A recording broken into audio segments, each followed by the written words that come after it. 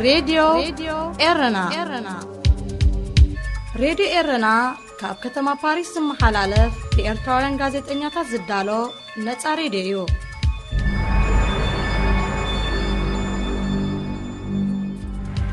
مس راديو إرنا يخم زلكم زغبركم سمعتنا إزي صومناوي في تساميتاتيو أبناي سنبت في تساميتات ኤርትራ ምሰን ግዱድ ዕስክርና ወይ ምስ ባርነት ዝመሳሰላት ተሓዛዝ ዘለወን 10 ቀዳሞት ሃገራት ዓለም ምዃና ተገሊጹ። ባርነት ንዘካይዳ ሃገራት ዝከታተል ኣህጉራዊ ትካል ኣብዚ ሰሙን ዝብ ዘውፅኦ ጸብጻብ ኣብ ኣህጉር ኣፍሪቃ ጥራይ 9.2 ሚልዮን ዝበዝሑ ካብኦም ህፃናትን ደቂ ኣንስትዮን ኣብ ባርነት ወይ ከዓ ምስ ባርነት ብዝመሳሰላት ተሓዛ ይሳቀዩ ከም ዘለዉ ገሊጹ። ልዕሊ ፍርቂ ካብዚኣቶም ግዱድ ዕስክርና ዕዳን ኣምሳያ ክፍሊትን ዝጠንቁ ኣብ ባርነት ክሳቀዩን ከለዉ ኣብ ከም ኤርትራ ዝኣመሰለ ሃገራት ከዓ ናይ ግዜ ገደብ ዘይብሉ ሃገራዊ ኣገልግሎት ዝርከቦም ኣብ ትሕቲ መንግስቲ ምስራሕ ከም ዝኾነ ተጠንቂ ይግለጽ። ምስ ብዝሒ ህዝቢ ክነጻጸር እንከሎ ኤርትራ ብሩንድን ማእከላይ ኣፍሪቃ ሪፐብሊክን ዘበናዊ ባርነት ብሰፊሑ ዝካየደለን ሃገራት ተባሂለን ብደረጃ ዓለም ዝጥቀሳ ሃገራት ክኾና እንከለዋ ናይጀርያን ዴሞክራሲያዊት ሪፐብሊክ ኮንጎን ከዓ ልዕሊ 26.3 ሚእታዊት ናይቲ ዞባ ከም ዝሽፍና ይግለጽ።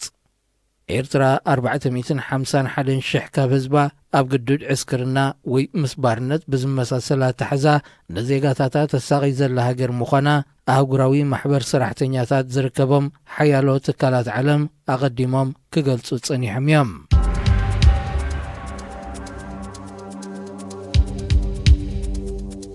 ፕሬዚደንት ሱዳን ዑመር ሓሰን አልበሽር ኣብ ስልጣን ናይ ዘሎ ሰልፊ ሃገራዊ ኮንግረስ መሪሕነት ናብ ምኽትሉ ሰጋጊሩ።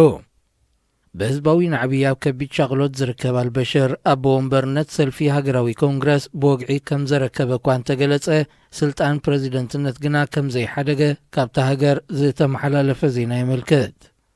ፕሬዚደንት አልበሽር ስልጣን ሰልፉ ዘረከበሉ ምኽንያት ክገልጽ እንከሎ ንኩለን ሰልፍታት ዝውክል መንግስቲ ንምምስራት ኣብ መስርሕ ስለ ዝርከብ ዘይሻራዊ ንምዃን ዓሊሙ ዝገበሮ ምዃኑ ገሊጹ።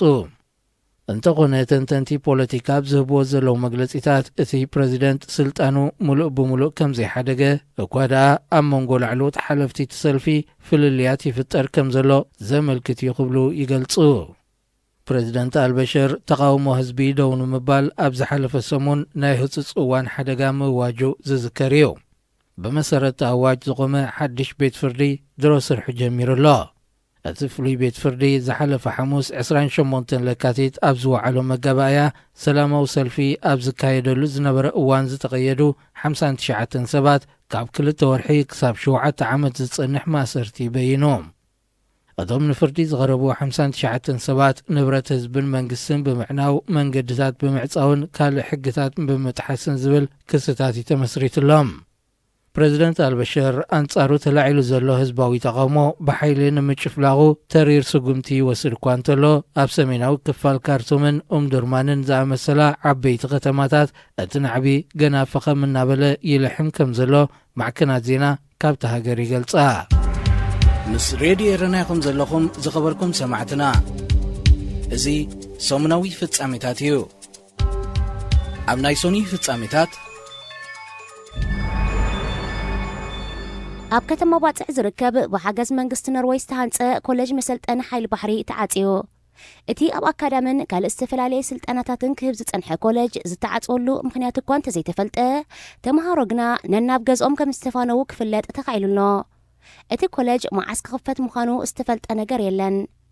ይኹን እምበር ምስ ኢትዮጵያ ብዝተጀመረ ምስጢራዊ ስምምዓት ሰልጠንቲ ሓይሊ ባሕሪ ኢትዮጵያ ናብቲ ቦታ ክመጽኦም ዝብል ዘይተረጋገጸ ሓበሬታ ይስማዕ ኣሎ። ኣቐዲሙ እውን ኣብ ገደም ዝርከብ ማዓስከር ሓይሊ ባሕሪ ኤርትራ ንኢትዮጵያውያን ንምቕባል ምድላዋት ይገብር ከም ዘሎ ክግለጽ ጸኒሑ እዩ። ኢትዮጵያ ካብ 1991 ናትሒዙ ዝተበታተነ ሓይሊ ባሕራ ዳግም ንምቋም ካብ መንግስታት ፈረንሳ፣ ኬንያ፣ ጅቡቲ፣ ኤርትራን ካልኦት ሃገራትን ሓገዝ ተሓትት ከም ዘላ ይፍለጥ።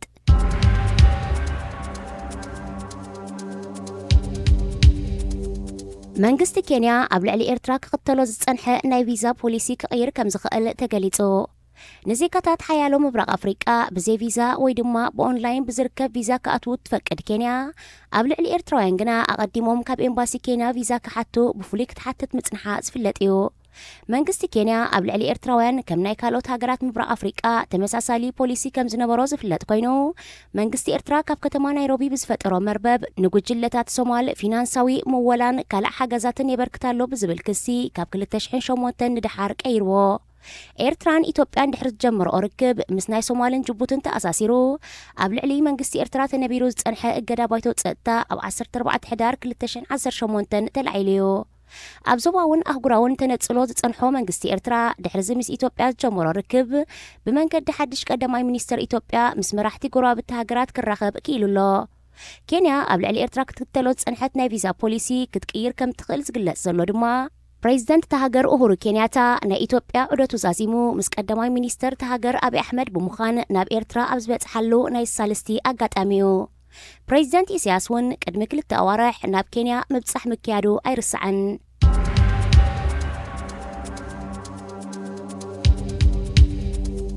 بريزيدنت فرنسا إيمانويل ماكرون أبزمت سمون ناب إثيوبيا جبوتن كينيان وقعوي ناي سرح مبصح ككايديو እቲ ፕሬዝደንት ኣብዚ ካብ 11-15 መጋቢት ኣብ ምብራቕ ኣፍሪቃ ዘካይዱ ዑደት ኣብ ወተሃደራውን ቁጠባውን ምትሕጋዝ ክዝትዩ ብፍላይ ኣብ ኣፍሪቃ ምስ ፍሕፋሕ ሽበራውያን ጉጅለታት ገኒኑ ይረአ ምስ ምህላው ፈረንሳ ኣብዚ መዳይዚ ምስ ሓያሎ ሃገራት ክትተሓበር ከም ትደልያ ትገልጽ ኣብ ጅቡቲ ቀዋሚ ወተሃደራዊ ማዕስከር ዘለዋ ፈረንሳ ንምስ ፍሕፋሕ ቻይናን ሩስያን ኣብቲ ዞባ ብዕቱብ ካብ ዝከታተልኦ ሃገራት ምዕራብ ሓንቲያ ጅቡቲ ካብ ፈረንሳን ኣሜሪካን ቆላሕታ ብምስኣና ናብ ቻይናን ሩስያን ትዘዙላን እናተባህለ ኣብ ዝግለጸሉ ዘሎ እዋን ድማዩ ፕሬዝደንት ፈረንሳ ናብቲ ሃገር ታሪኻዊ ምብጻሕ ክካየድ ምዃኑ ተሓቢሩ ዘሎ ኣብ ኢትዮጵያ ንዝካየድ ዘሎ ናይ ለውጢ መድረኽ ዝድግፍ ፕሬዝደንት ኢማኑኤል ማክሮን ምስቲ ሃገር ኣብ ብዙሕ መዳያት ክትተሓገዝ ቅሩብ ምዃኑ ቀዳማይ ሚኒስተር ኢትዮጵያ ኣብ ኣሕመድ ናብ ፓሪስ ኣብ ዘካየዱ ዑደት ኣረጋጊጹሉ እዩ ምስ ናጽነት ኤርትራ ካብ 1991 ናትሒዙ ህላዊኡ ዘብቃይ ሓይሊ ባሕሪ ኢትዮጵያ ዳግም ንምብርባሩ እትሰርሕ ዘላ ኢትዮጵያ ሓገዝ ፈረንሳ ተሓትት ምህላዋውን ወተሃደራውያን ምንጭታት የመልክቱ ምስ ሬድዮ ኤረና ይኹም ዘለኹም ዝኸበርኩም ሰማዕትና እዚ ሰሙናዊ ፍጻሜታት እዩ ኣብ ናይ ሰሉስ ፍጻሜታት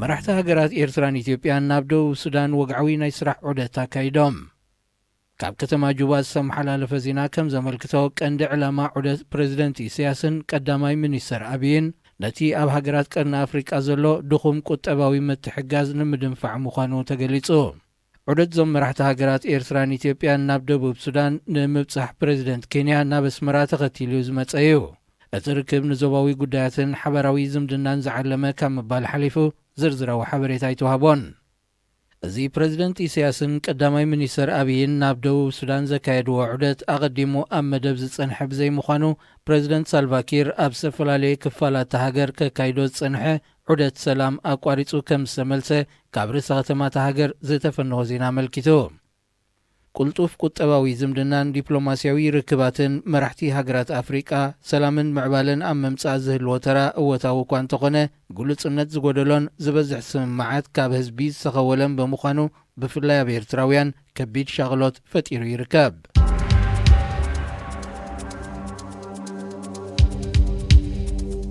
እስራኤላዊ ናይ ሰራዊት ሜጀር ጀነራል ዝነበረ ንደቡብ ሱዳን ብዝሸጦ ብሚልዮናት ዶላራት ዝግመት ኣጽዋር ክሲ ተመስሪቱሉ ጀሩሳሌም ፖስት ብ4 መጋቢት ኣብ ዝዘርግሖ ሓበሬታ ሜጀር ጀነራል እስራኤል ዚቭ ብስምቲ ኣብ ደቡብ ሱዳን ዝርከብ ናይ ሕርሻ ትካሉ 150 ሚልዮን ዶላር ዝግመት ኣጽዋር ከም ዝሸጠዩ እቲ ክሲ ቀሪቡሉ ዘሎ ኣብ ዝሓለፈ ወርሒ ታሕሳስ ቤት ጽሕፈት ጉዳያት ኣሜሪካ ነቲ ጀነራልን ካልኦት ክልተ ትካላትን ኣብ ደቡብ ሱዳን ብዝርከብ ናይ ሓሶት ትካላቶም ኣቢሎም ኣብቲ ሃገር ንዝተኻየደ ውግእ ሓድሕድ ኣጽዋር ብምብርካቶም ማዕቀብ በይኑሎም እዮም ብፍላይ እቲ ኣብ 2013 ኣብ ተወላዶ ንወር ዝወረደ መቕዘፍቲ ስራሓት እስራኤል ዝኾነ ኣጽዋር በዘን ትካላት እዚአን መጀመርያ ናብ ዩጋንዳ ተሸይጡ ብወቢሉ ኸዓ ናብ ደቡብ ሱዳን ዝሰገረ ምዃኑ እዩ ዝንገረሉ ሜጀር ጀነራል ዚቭ ነዚ ብሚኒስትሪ ምክልኻል እስራኤል ቀሪቡሉ ዘሎ ክሲ ናይ ኣሉታ መልሲ ድሕሪ መሃብ ኣብ ደቡብ ሱዳን ዝርከብ ናይ ሕርሻን ህንፃን ትካሉ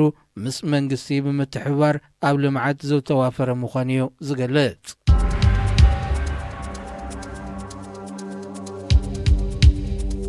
አልሑቲና የመን ኣብ ወደባዊት ከተማ ሑደይዳ ብዘካየዶ ናይ ከቢድ ብረት መጥቃዕቲ ኣባላት ሓንቲ ስድራ ቤት ዝኾኑ 3 ሰባት ከም ዝሞቱ ሽንህዋ ሓቢሩ። ኣብቲ መንበር ኣባይቲ ብጻዕቂ ዝርከበሉ ክፋልታ ከተማ ዝተኻየደ ናይ ከቢድ ብረት መጥቃዕቲ ካልኦት 6 ሰባት እውን ብከቢድ ከም ዝቆሰሉ ተሓቢሩ። ብመሰረት ስምምዕ ስቶክሆልም ወደባዊት ከተማ ሑደይዳ ካብ ክልቲኦም ወገናት ናጻ ኮይና ንረድኤት ዝልገስ መግብን መድሃኒትን መቐበሊት ክትከውን ተመዲቡ። እንተኾነት ስምምዕ ከይፈርስ ከቢድ ስጋት ከም ዘሎ ይዝንጋር። ሚኒስትር ጉዳያት ወጻኢ ብሪጣንያ ብሰንበት 3 መጋቢት ኣብ የመን ድሕሪ ዘካየደ ዑደት ኣብ ዝሃቦ መግለጺ ስምምዕ ስቶክሆልም ክፈርስ ሒደት ሳምንታት ጥራይ ተሪፍዎ ከም ዘሎ ድሕሪ ምግላጽ ኣህጉራዊ ማሕበረሰብ ዓለም ንክልቲኦም ወገናት ጸቕጢ ብምግባር ክዕቅቦም ተዘይኪኢሉ ሰላማዊ ህዝቢ ክጉዳእ ምዃኑ ተሓሳሲቡ። ኣብ መንጎ ስደት ዝርከብ መንግስቲ የመንን ኣልሑትን ውግእ ካብ ዝጅምር ልዕሊ 10,000 ሰባት ህይወቶም ክስውኑ እንከለዉ ልዕሊ 3 ሚልዮን ሰባት ከዓ ካብ ቤት ንብረቶም ኣመዛቢሉ ነታ ሃገር ሙሉእ ብምሉእ ረኽሚሽዋ ይርከብ። ምስ ሬድዮ ኤረና ኢኹም ዘለኹም ዝኸበርኩም ሰማዕትና እዚ ሰሙናዊ ፍጻሜታት እዩ። ኣብ ናይ ረቡዕ ፍጻሜታት ኣብ ዝተፈላለዩ ከባቢታት ዓለም ዝርከቡ ኤርትራውያን ንህሉ ኩነታት ሃገር ብዝምልከት ተኸታተልቲ ኣኼባታት የካይዱ ከም ዘለው ከካቦትኡ ዝበጽሓና ሓበሬታ ኣመልኪቱ። በዚ መሰረት ኣብ ከተማ ስቶክሆልም ብርክት ዝበሉ ኤርትራውያን ኣብ ዝተረኽብሉ ኣኼባ ኣብ ሃገሮም ሓድሽ ፖለቲካዊ ምሕደራ ክመጽእን ፕሬዚደንት ኢሳያስ አፈወርቂ ስልጣኑ ክረክብን ከምኡውን ኣብ ስደት ዝርከቡ ኤርትራውያን ንኹሉ ዘርብሕን ዝሓቁፍን ማሕበረሰብ ክምስርቱ ጸዊዖም።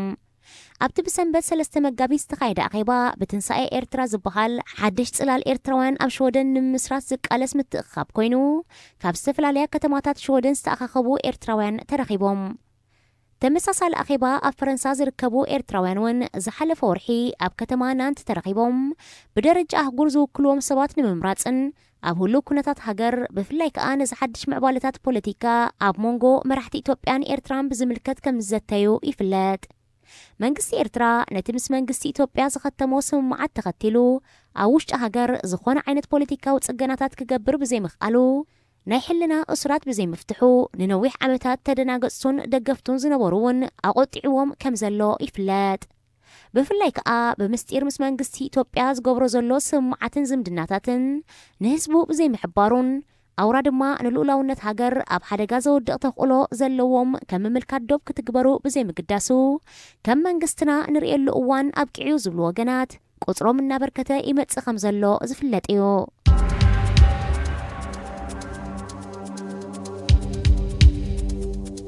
ኣባላት ኮንግረስ ኣሜሪካ ኣብ ኤርትራ ሓጺር ዑደት ኣካይዶም።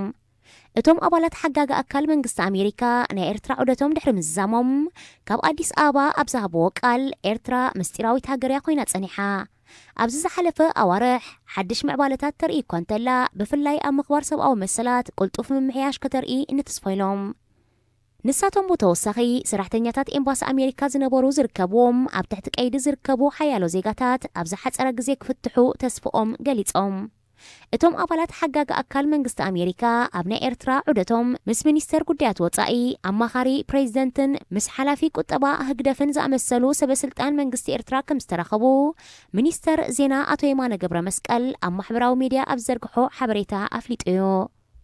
ኣብዚ ዝሓለፈ 14 ዓመታት ንመጀመርያ እዋኑ ዝተኻየደ ዝዑደት ዝምድና ኤርትራን ኣሜሪካን ንምጽጋን ሓገዝ ዘለዎ እኳ እንተኾነ መንግስቲ ኤርትራ ኣብ ምኽባር ሰብኣዊ መሰላት ቁልጡፍ ለውጢ እንተዘየምጽኡ ፍረ ከም ዘይህልዎ ዲፕሎማስያውያን ምንጭታት የመልክቱ።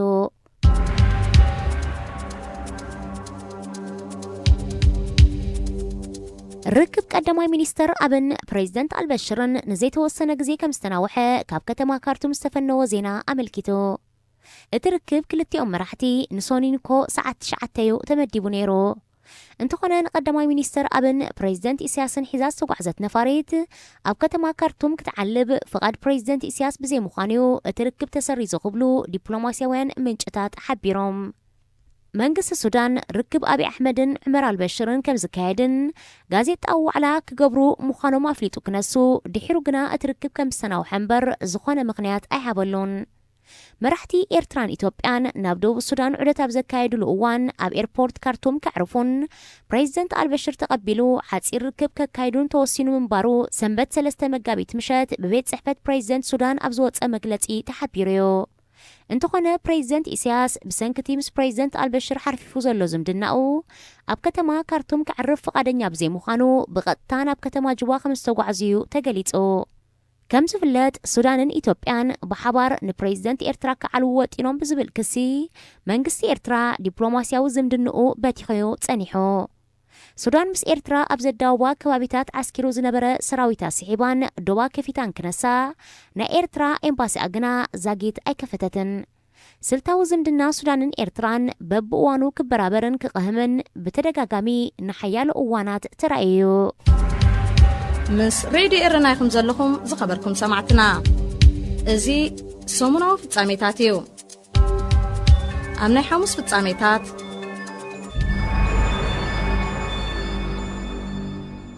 ኬንያን ሶማልን ኣብ ሞንጎአን ተፈጢሩ ዘሎ ምስሕሓብ ብሰላማዊ መገዲ ክፈትሕዎ ተሰማሚዐን።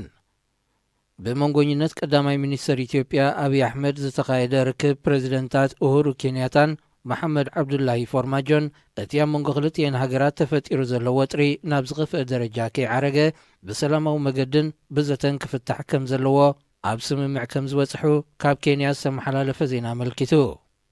ካብ ቤት ጽሕፈት ፕሬዚደንት ሶማል ዝወፀ መግለጺ ከም ዘመልክቶ ርክብ ፕሬዚደንታት ኬንያን ሶማልን ብቐንዱ ኣብቲ ንዋንነት ገማግም ባሕሪ ብዝምልከት ዝተፈጥረ ወጥሪ ዘተኮረ ምንባሩ ድሕሪ ምግላጽ ክልቲኦም ወገናት ግርጭት ዘላዓል ዲፕሎማስያዊ ቁርቆስ ደው ብምባል ብቐጥታ ኣብ ዘተ ከኣትዉ ከም ዝተሰማምዑ ብሪሁ። መራሕቲ ሃገራት ኢትዮጵያ ኬንያን ሶማልን ብተወሳኺ ንጸጥታዊ ኩነታት ዞባ ቀርኒ ኣፍሪቃ ብዝምልከት እውን ከም ዘተዩ ተሓቢሩ። ዝሓለፈ ወርሒ ሶማል ንዕቑር ሃብቲ ገማግም ባሕራ ብዝምልከት ኣብ ብሪጣንያ ንጨረታ ድሕሪ ምቕራባያ ኬንያ እቲ ከባቢ ግዝኣታ ዳ እምበር መሬት ሶማል ከም ዘይኮነ ክሲ ዘቕረበት። እዚ ዝመንቀልዩ ናይ ይግባእንዩ ዲፕሎማስያዊ ዘመተ ኣብ መንጎ ሰበስልጣናት ክልቲአን ሃገራት ክራይ ጸኒሑ።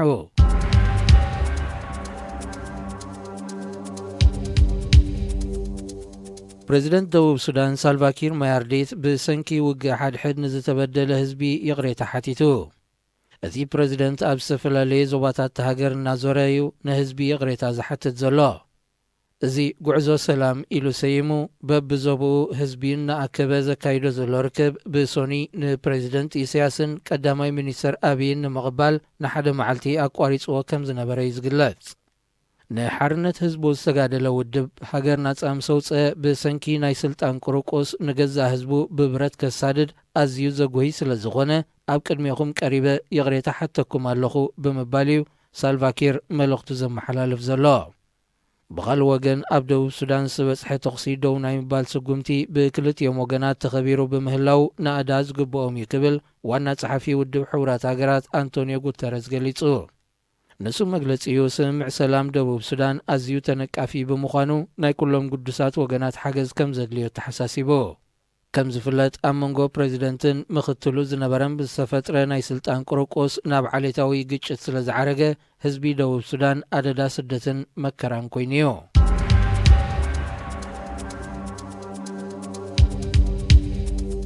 ኣብ ኣልጀርያ ንፕሬዚደንት ዓብዱልዓዚዝ ቡተፍሊቃ ዝቃወም ሰላማዊ ሰልፊ ብሰፊሑ ይቕጽል ኣሎ።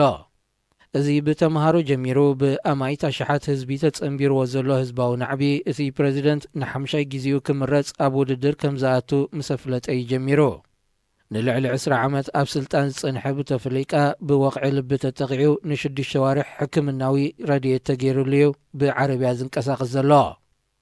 ብወታደራዊ ሰራዊት ዝተሃንጸ መንግስቲ ኣልጀርያ ኩሎምቶም ህዝባዊ ናዕቢ ዘካይዱ ዘለዉ ተምሃሮ ኣንጻር ኣልጀርያ ብዝዓጠቑ ናይ ወፃኢ ሓይልታት ዝተመወሉ ስለ ዝኾኑ ብሕጊ ክቕጽዑ እዮም ብምባል ንሰልፈኛታት ብዘንብዕ ጋዝን ብሓይልን ክብትንዎም ይፍትኑ ከም ዘለዉ ካብቲ ሃገር ዝሰፈነዎ ዜና ኣረጋጊጹ። እንተኾነ እቲ ህዝባዊ ናዕቢ ካብ ኣልጀርያ ሓሊፉ ኣብ ፈረንሳን ካልኦት ሃገራት ኤውሮጳን ዝነብሩ ኣልጀርያውያን እውን ዝተጸንበርዎ ክኾኑ እንከለዉ ቡተፍሊቃ ሃገር ክመርሕ ብቕዓት የብሉን ጸገምና ምስቲ ስርዓት እምበር ምስ ድሕነት ሃገርና ኣብ ዋጋ ዕዳጋ ንእቲ ኮናን ክብሉ ድምፆም ባዕውታ የስምዑ ኣለዉ።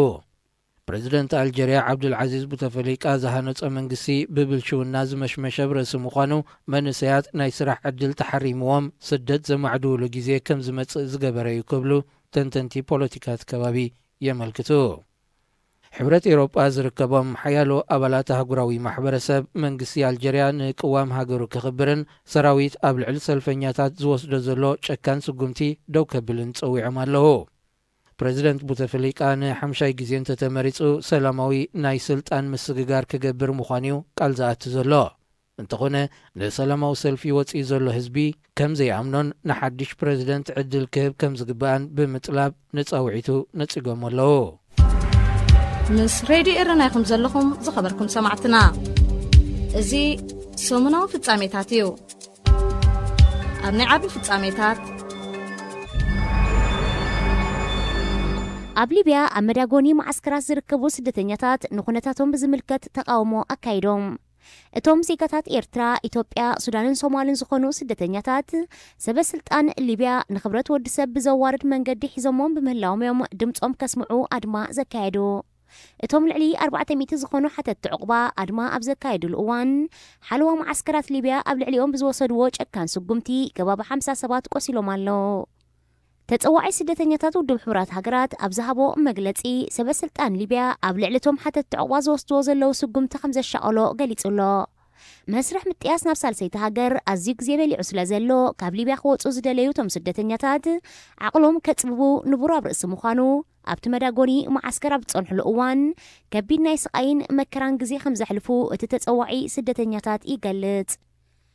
ኣብ ሊብያ ካብ ዝርከቡ 5700 ስደተኛታት ናይቶም 4100 ጥራዩ ጉዳዮም ተጻሪዩ ዘሎ። ሓያሉ ኤርትራውያን ዝርከብዎም ናብ ሳልሰይቲ ሃገር ተፋንዮም ናይ ዘለዉ ቁፅሪ ከዓ 3303 በፂሑሎ። ሕብረት ኤውሮጳ ርጉእ ስርዓተ መንግስቲ ኣብ ዘይብላ ሊብያ ንዝርከቡ ስደተኛታት ዝተፈላለያ ሃገራት ኣብ ክንዲ ምሕጋዝ ከመኢሎም ካብ ሊብያ ናብ ሃገሮም ይምለሱ ኣብ ዝብል ጉዳይ ጥራይ ብምትኳሩ ኣዘዝቲ ፖሊስ ሊብያ ኣብ ልዕሊ ስደተኛታት ኣደዳ መከራ ከውርዱ ሓገዝ ኮይኑ ከም ዘሎ ካብ ሓያሎ ወገናት ነቐፌታ ክወርዶ ጸኒሐዮ።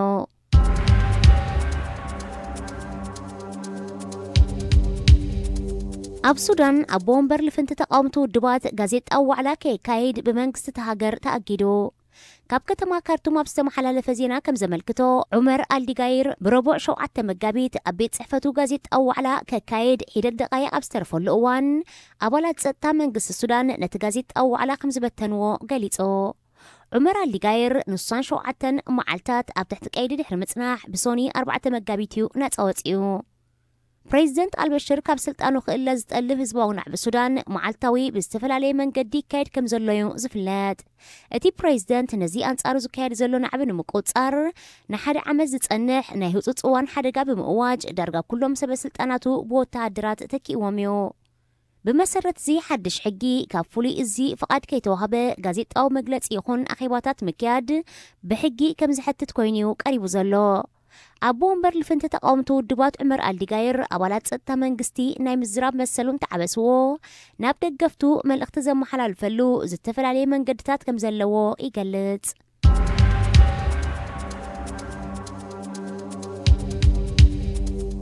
ኣብ ሶማል ኣብ መኪና ዝተጻወደ ቦምብ ምፍንጃሩ ብውሕዱ 4 ሰባት ህይወቶም ከም ዝሰኣኑ ሺንህዋ ካብቲ ሃገር ሓቢሩ። እቲ ብረቡዕ 7 መጋቢት ዝተኻየደ መጥቃዕቲ ቦምብ ካብ መንበር ገዛ ፕሬዚደንት ርሑቕ ኣብ ዘይኮነ ዝርከብ ቤት መግቢኡ ኣጋጢሙ። ኣብቲ ከባቢ ዝነበራ ካልኦት መካይን እውን በቲ ባርዕ ብምልካመን 7 ሰባት ብከቢድን ፎኪስን ቆሲሎም ኣብ ሕክምና ተዓቂቦም ኣለዉ። ናይቲ መጥቃዕቲ ሙሉእ ሓላፍነት አልሸባብ ወሲዱሉሎ። ነቲ ዕሙር ከባቢ ዝመረጸሉ ምኽንያት ናብ መንበረ ኣባይቲ ፕሬዚደንት ዝወስድ መንገዲ ኣብ ዝርከብ መፈተሽ ነቑጣ ንዝነበሩ ኣባላት ሰራዊት መንግስቲ ሶማል ንምጥቃዕ ዝዓለመ ምንባሩ ይገልጽ። ኣቐድማ ኣቢሉ ጉጅለ አልሸባብ ኣብ ከተማ ሞቃዲሾ ብዘካየዶ መጥቃዕቲ ልዕሊ 20 ሰባት ተቐቲሎም እዮም።